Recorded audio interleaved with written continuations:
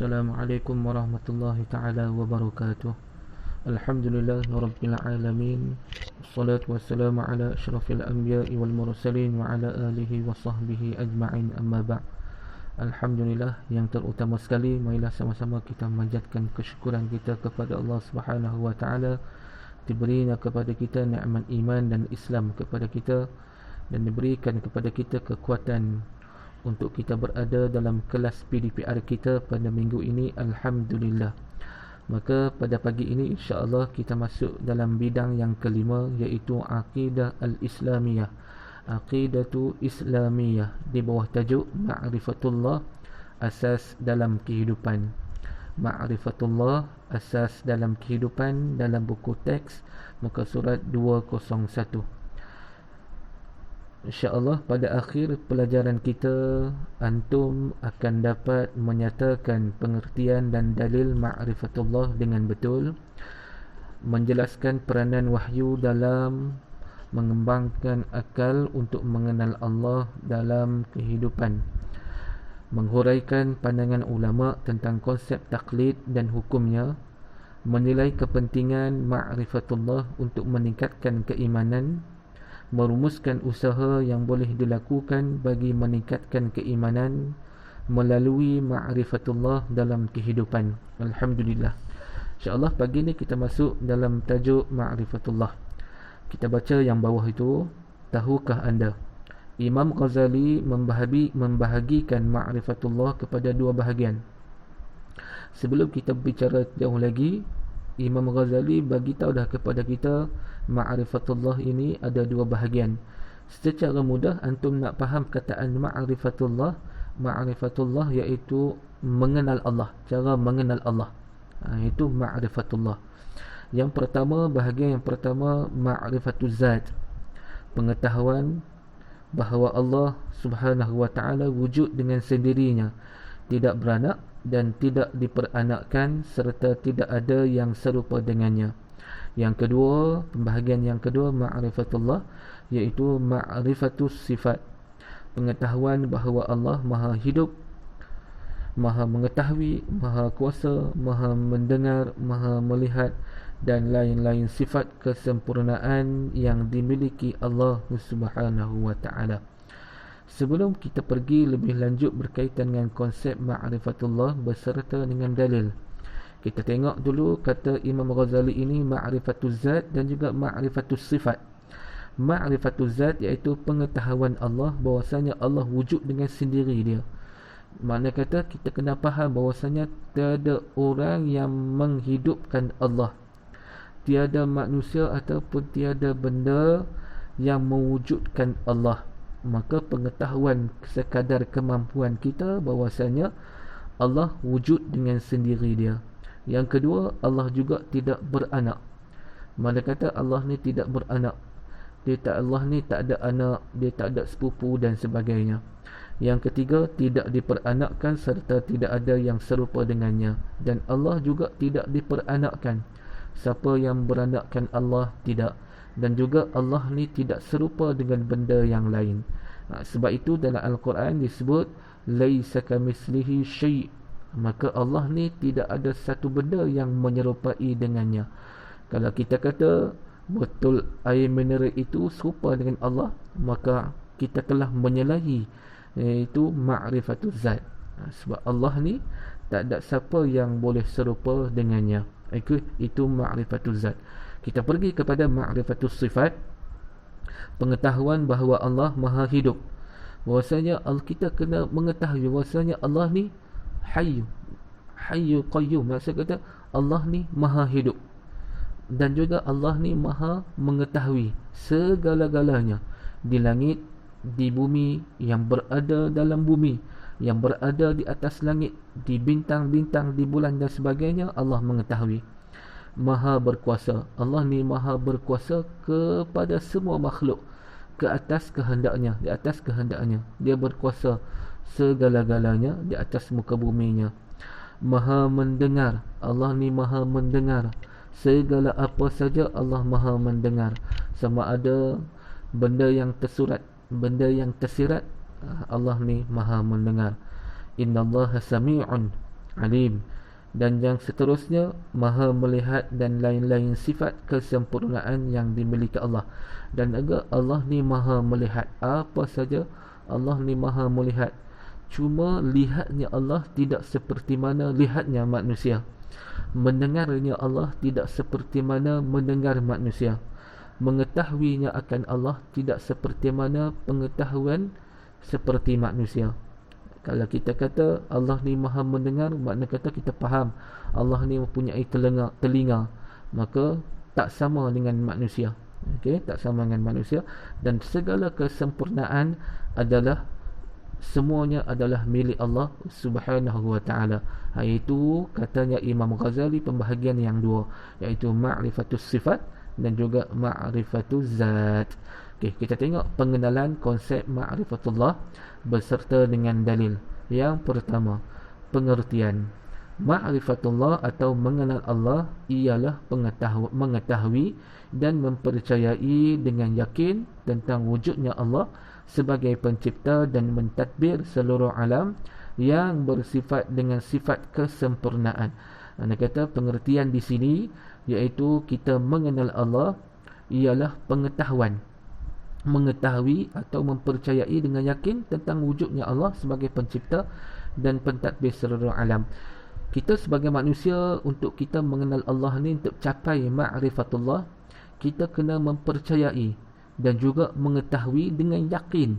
Yakin ni mana kata kita tidak ada keraguan, tidak ada syak dalam diri kita tentang wujudnya Allah. Allah ni wujud, maka kita yakin.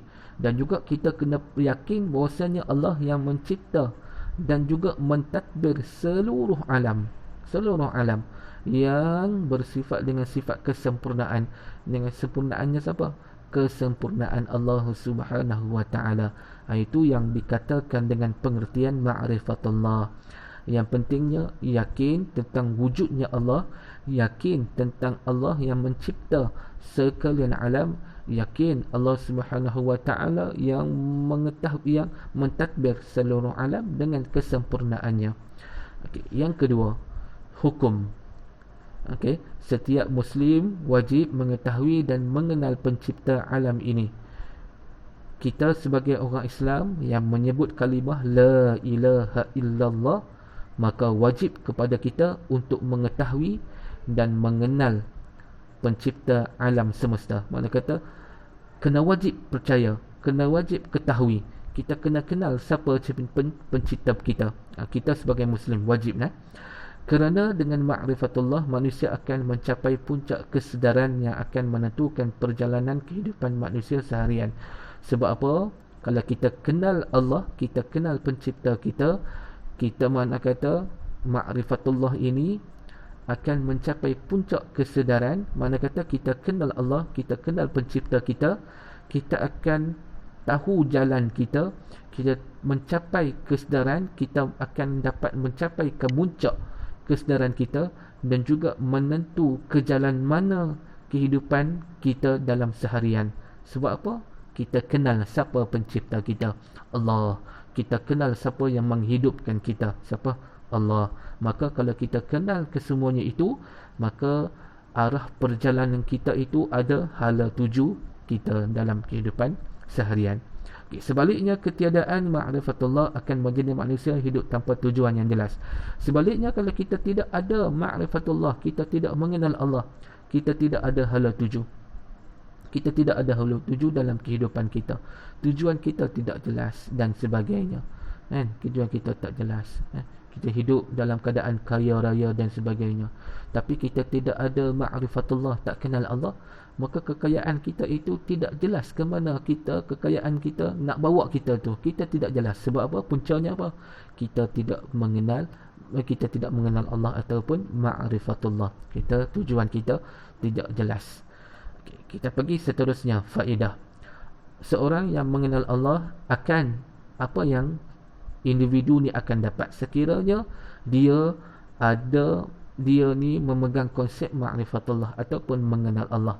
Apa faedah yang dia akan dapat? Yang pertama, dia akan senantiasa bersyukur dengan nikmat yang Allah telah kurniakan kepadanya. Mana kata yang pertama, dia ni senantiasa bersyukur. Apa saja yang hadir dalam kehidupan dia, makanan dia sikit ke banyak ke, dia bersyukur. Dia naik kereta kancil ke, kawan dia naik kereta BMW ke, dia bersyukur. Ini orang yang mengenal konsep ma'rifatullah.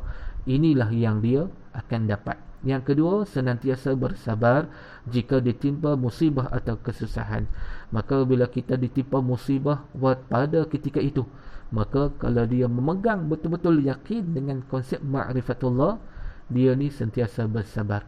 Dia mai perasaan sabar dalam diri dia. Sebab apa? Dalam diri dia yakin dengan ma'rifatullah. Dia yakin dengan Allah ni. Maka apabila datang yang musibah kepada dia, kesusahan kepada dia, apa saja, anything, dia sabar, sabar dan sabar. Ini faedah yang kedua yang dia dapat, iaitu sabar. Yang ketiga, merasakan ketenangan dalam kehidupan. Apabila seseorang itu dia betul memegang betul-betul konsep ma'rifatullah, dia rasa tenang dalam kehidupan dia. Apa saja perbuatan yang dia lakukan, dia rasa tenang. Okay. Yang keempat, senantiasa mencari redha Allah dalam kehidupan. Orang yang betul-betul pegang konsep ma'rifatullah ni, tidak lain dan tidak bukan, dia hanya mencari redha Allah. Itu yang paling utama dalam kehidupan dia. Itu yang paling utama. Orang yang betul-betul memegang konsep ma'rifatullah. Firman Allah Subhanahu wa taala yang bermaksud, sesungguhnya pada kejadian langit dan bumi dan pada pertukaran malam dan siang ada tanda-tanda kekuasaan, kebijaksanaan dan keluasan rahmat Allah bagi orang yang berakal, iaitu orang yang menyebut dan mengingati Allah semasa mereka berbaring mengiring, dan mereka pula memikirkan tentang kejadian langit dan bumi sambil berkata, wahai Tuhan kami, tidaklah Engkau menjadikan perkara-perkara ini dengan sia-sia. Maha suci Engkau, maka peliharalah kami daripada azab api neraka. Ini Allah bagi dalil kepada kita. Inilah dalil orang yang betul-betul pegang konsep ma'rifatullah. Okey, tengok peranan wahyu dalam membimbing akal mengenal Allah. Apa peranan wahyu dalam membimbing akal untuk mengenal Allah? Yang pertama, membimbing akal manusia agar mencapai ma'rifatullah. Wahyu ni apa peranan dia? Dia membimbing akal manusia agar mencapai ma'rifatullah.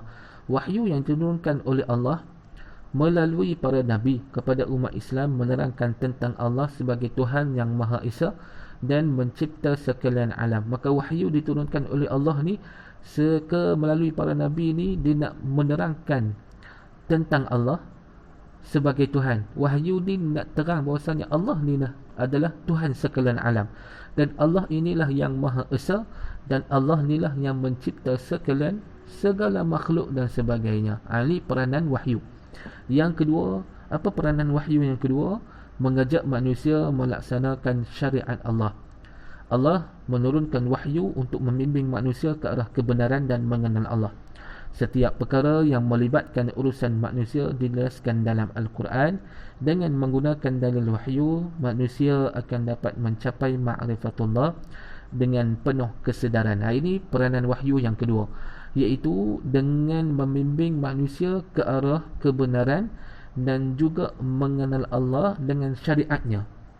Mana kata kita melakukan segala urusan, apa saja urusan yang kita lakukan, semuanya adalah berlandaskan syariat Allah yang telah dijelaskan di dalam Al-Quran. Okey, semuanya dijelaskan dalam Al-Quran. Maka apabila manusia dia mengenal tentang apa yang dijelaskan dalam Al-Quran, mengikut syariat-syariat Allah, maka manusia itu dia akan mencapai ma'rifatullah dengan penuh kesedaran, dan dia mencapai target dan matlamat dia dengan jelas. Yang ketiga, apa peranan wahyu? Mendidik manusia supaya senantiasa berfikir positif. Antara anugerah agung terhadap manusia ialah Allah telah mencipta manusia sebagai makhluk yang berakal. Ini Allah bagi tahu di antara benda yang paling agung kepada manusia ni, iaitu Allah menciptakan manusia ni dengan berakal. Ini benda yang paling agung, paling elok.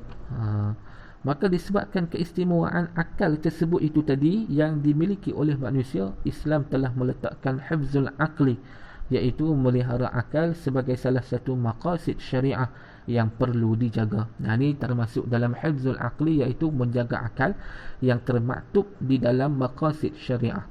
Okey. Yang keempat, menerangkan tentang perkara-perkara gaib.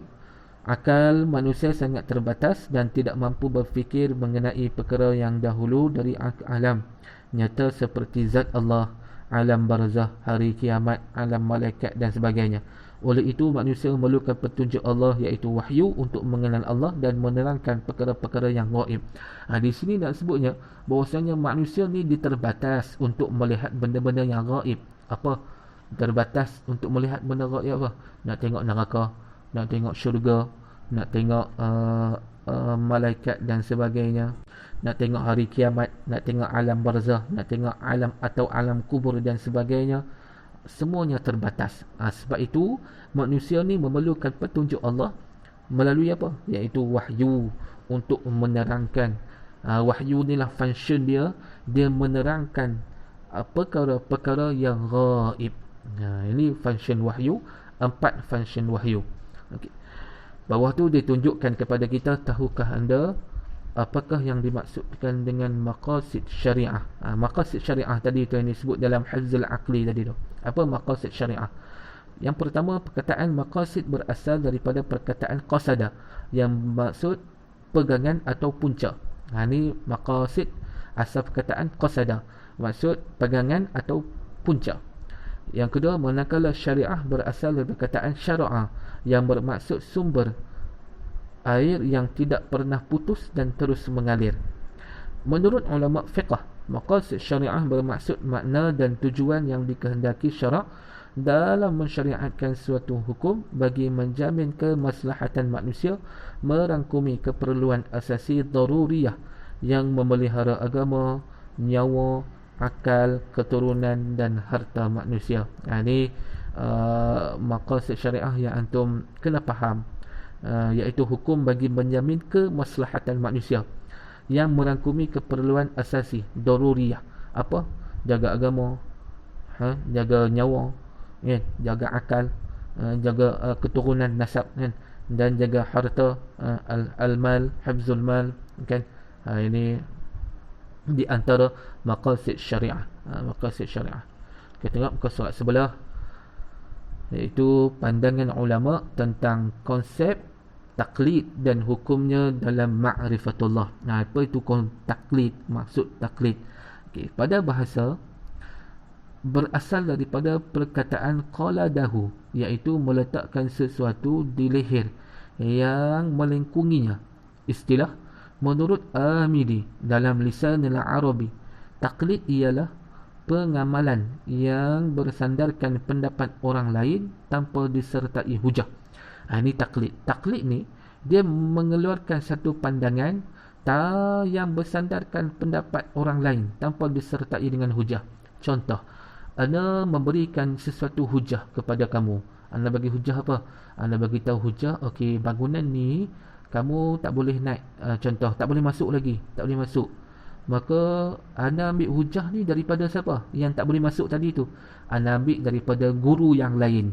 Okey, guru yang lain. Maka anda ambil pendapat dia mengatakan bahawasanya bangunan ni tak boleh nak masuk lagi. Ini hujah. Anda ambil daripada siapa? Ambil daripada pendapat orang lain dan tanpa disertai hujah. Hujah ni maksudnya tanpa ada dalil, tanpa ada anda pun dengar daripada orang lain. Bangunan tak boleh masuk, kan? Dengar daripada guru lain kata tak boleh masuk, padahal pada hakikatnya boleh masuk. Tapi dengar daripada sebahagian guru lain kata tak boleh masuk, anda pun kata tak boleh masuk. Tanpa ada hujah yang kuat untuk mengatakan bangunan ni tak boleh masuk.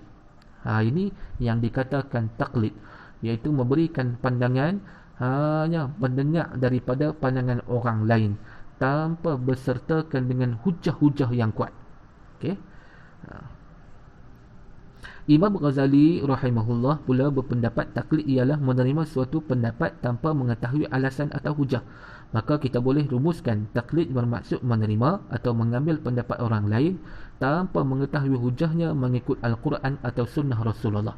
Mana kata kita taklid buta, kita mengeluarkan satu pandangan, ini maksud taklid. Yang antum kena faham betul-betul.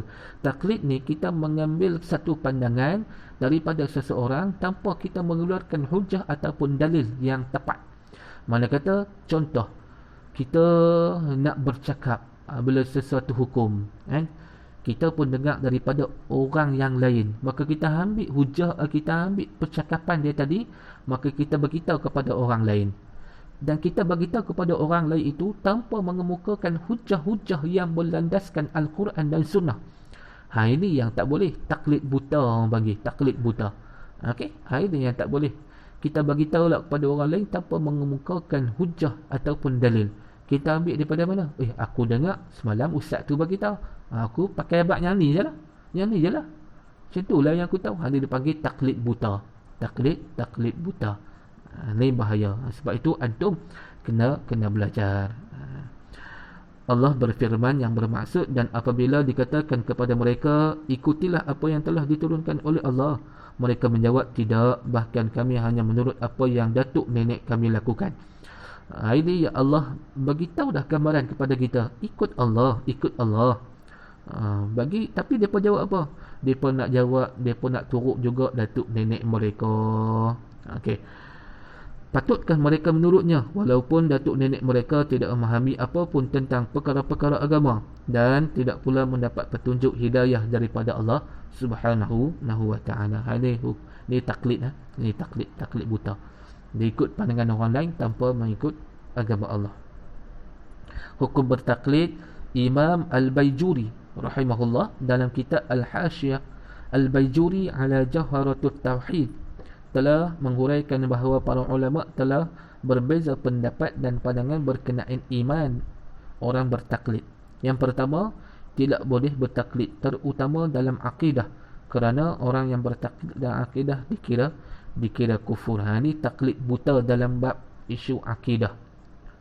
Dalam bab akidah, jangan duk taklid memberikan pandangan tanpa merujuk kepada Al-Quran dan Sunnah, tanpa menghuraikan hujah-hujah yang kuat.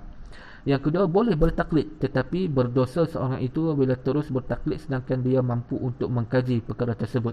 Manakala dia mentaklid sesuatu pandangan, dia kata apa, dia buat keluar hujah, ni boleh pakai, dia boleh guna, maka boleh bertaklid. Tetapi sedangkan benda tu dia boleh bertaklid, guna tadi tu boleh.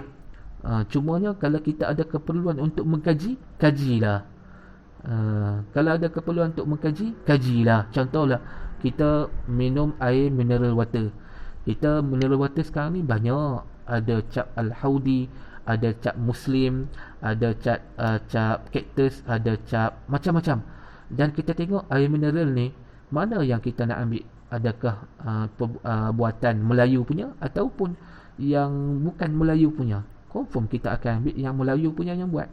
Maka pada waktu ketika itu tiba-tiba ada air mineral yang bukan Melayu punya, Cactus. Contohnya Cactus kan. Maka kita bertaklid kata, boleh guna je, ambil lah, tak ada masalah, minum je. Cumanya di sini boleh bertaklid. Cumanya kalau kita boleh mengkaji lagi, kaji. Itu contoh mudah lah yang tu nak faham. Takut anda bagi contoh yang berat, takut antum tak boleh nak memahami secara mendalam. Itu jikalau kita boleh mengkaji lagi untuk memberi pendapat, kaji lagi. Okey.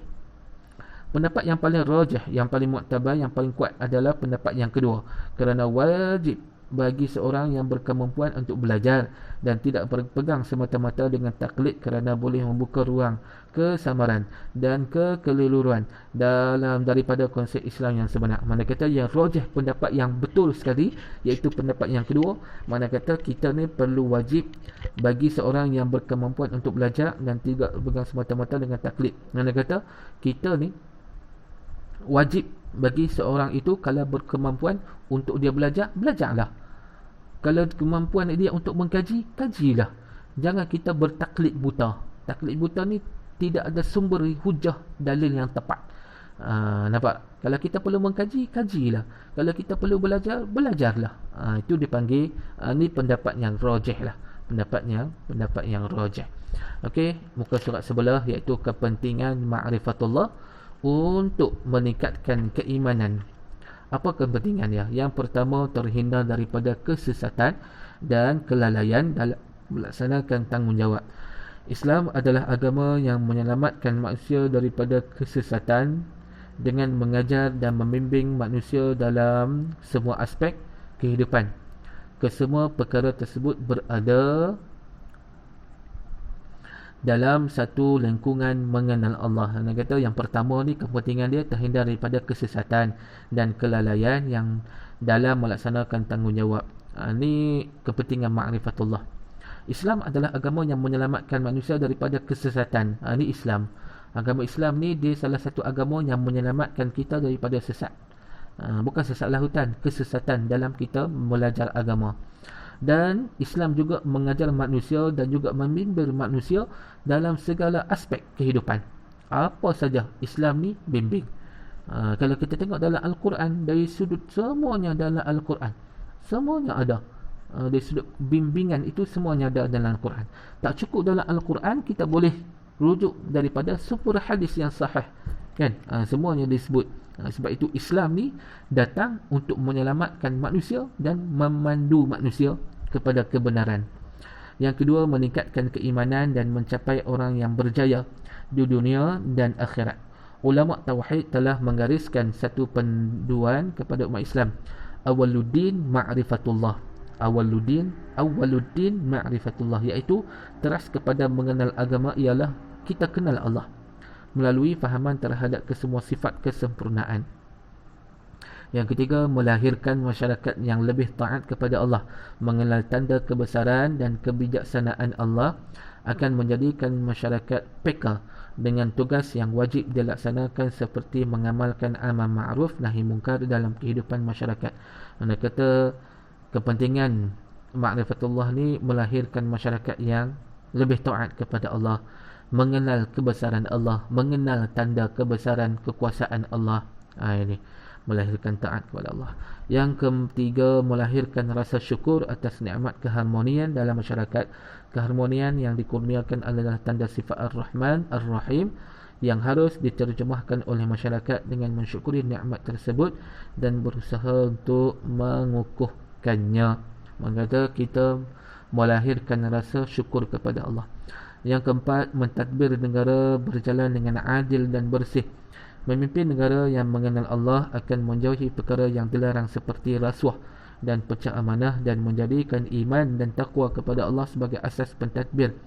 Tadbiran kerana yakin dengan janji dan balasan Allah. Ini pentadbiran negara berjalan dengan adil. Mana kata pemimpin negara yang kenal Allah akan menjauhi perkara apa? Perkara rasuah, pecah amanah, apa lagi, mengambil pekerja-pekerja yang tidak sepatutnya, dan sebagainya yang membentuk kepada kemudaratan. Ini bagi pemimpin negara lah yang mengamal ma'rifatullah. Melahirkan sebuah negara baldatun tayyibatun wa rabbun ghafur. Rakyat akan mencontohi pemimpin yang memahami konsep ma'rifatullah kerana kesungguhan dalam melaksanakan tanggungjawab. Hasilnya sebuah negara baldatun tayyibatun wa rabbun ghafur, seperti yang terkandung dalam Al-Quran, dapat dibangunkan. Ini melahirkan sebuah negara baldatun tayyibatun, negara yang baiklah, pemimpin yang baik semua itulah. Okey, tahukah anda baldatun tayyibatun wa rabbun ghafur apa dia? Bermaksud negara yang baik dan Tuhan yang Maha Pengampun. Allah telah mengutuskan Nabi Sulaiman ke negeri Sabak yang diperintah Ratu Balqis dan menjadikan negeri yang meletakkan iman dan takwa kepada Allah sebagai asas pemerintahan. Negeri Sabak digambarkan sebagai negeri yang dilimpahi nikmat kurniaan Allah serta penduduk yang selalu bersyukur. Ini baldatun tayyibatun. Okey, muka surat sebelah, usaha dan tindakan yang boleh dilakukan bagi meningkatkan keimanan melalui ma'rifatullah dalam kehidupan. Ni usaha kita dari sudut individu, masyarakat dan juga negara. Kita tengok dari sudut individu, bertadbir, mengkaji ayat-ayat Allah seperti golongan ulul albab untuk meningkatkan, bertadabbur Bertadabbur, bertadabbur mengkaji ayat-ayat Allah seperti golongan ulul albab untuk meningkatkan tahap keimanan sehingga menjadi patuh, tunduk dan taat kepada penciptanya. Mana kata golongan ulul albab ni mereka mentadabbur dan mengkaji ayat-ayat Allah. Supaya apa? Untuk meningkatkan tahap keimanan, supaya dapat menjadi orang yang patuh, tunduk dan taat kepada Allah.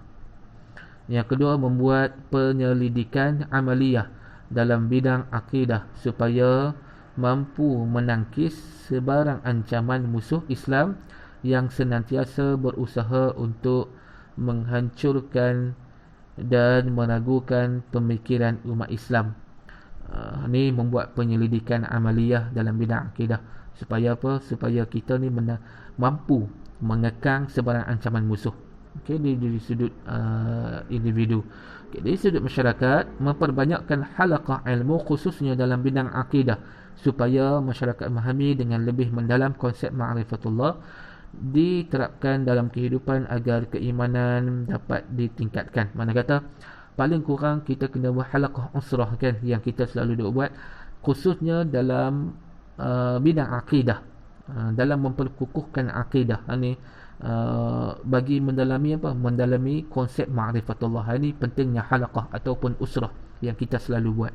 Yang kedua, senantiasa menghayati maqasid syariah dengan mengambil cakna hal ehwal masyarakat sekeliling dengan memelihara agama agar setiap warga masyarakat dapat prihatin dan membantu antara satu sama lain jika berlaku penyelewengan akidah. Mana kata kita kena hayati maqasid syariah tadi tu, yang menjaga harta, jaga nyawa, jaga agama, jaga akal tadi tu, kita kena menghayati. Dari sudut negara, menegakkan kekuatan iman dan ilmu dalam negara kerana kemajuan yang didorong oleh aspek ketakwaan melalui ma'rifatullah akan menjadikan negara makmur dan mendapat pengampunan Allah sejajar dengan konsep baldatun tayyibatun wa rabbun ghafur. Ini dari sudut negara lah, dari sudut kerajaan, menegakkan kekuatan iman dan ilmu dalam negara kerana kemajuan. Mana kata dalam kemajuan negara ni pun kena diterapkan ilmu demi memantapkan ekonomi dan juga pembangunan kemajuan negara, mesti dengan kekuatan iman dan ilmu. Yang kedua, menerapkan unsur akidah yang mantap dalam sistem pendidikan agar senantiasa murid dilengkapi dengan prinsip keimanan melalui ma'rifatullah agar bertepatan dengan akidah Ahlussunnah wal Jamaah. Mana kata kerajaan dia kena menerapkan pendidikan akidah, unsur pendidikan tu akidah, tentang isu berkaitan dengan akidah, sebagai murid ni dapat mantap dalam prinsip keimanan melalui apa? Melalui konsep ma'rifatullah dengan berterapkan Al-Quran, Ahli Sunnah wal Jamaah, akidah Ahli Sunnah, akidah Ahli Sunnah wal Jamaah. Ini yang kerajaan kena buat, kena ada unsur-unsur akidah, pendidikan unsur akidah yang diterapkan kepada pelajar supaya pelajar ni dapat menguatkan keimanan melalui konsep ma'rifatullah bertepatan dengan akidah Ahli Sunnah wal Jamaah. Okay, seterusnya, ulul albab ialah golongan yang menggunakan akal dengan sempurna untuk mengkaji sehingga mampu meletakkan segala perkara pada perspektif yang betul. Ini ulul albab. Golongan apa? Golongan yang menggunakan akal dengan sempurna untuk mengkaji sehingga mampu meletakkan segala perkara pada perspektif yang betul. Maknanya kata mereka ni mengkaji sehingga mampu meletakkan satu benda ni kepada tempat yang betul. Mengkaji hukum ni diletakkan kepada masalah yang betul. Ni golongan ulul albab. Yang kedua, golongan ini menggunakan akal untuk mengenal keagungan, kebijaksanaan dan keadilan Allah dengan meneliti ayat kauniyah penciptaan ataupun ayat syar'iyah hukum sehingga mereka tunduk dan taat kepada Allah. Ini PR berkaitan dengan ulul albab.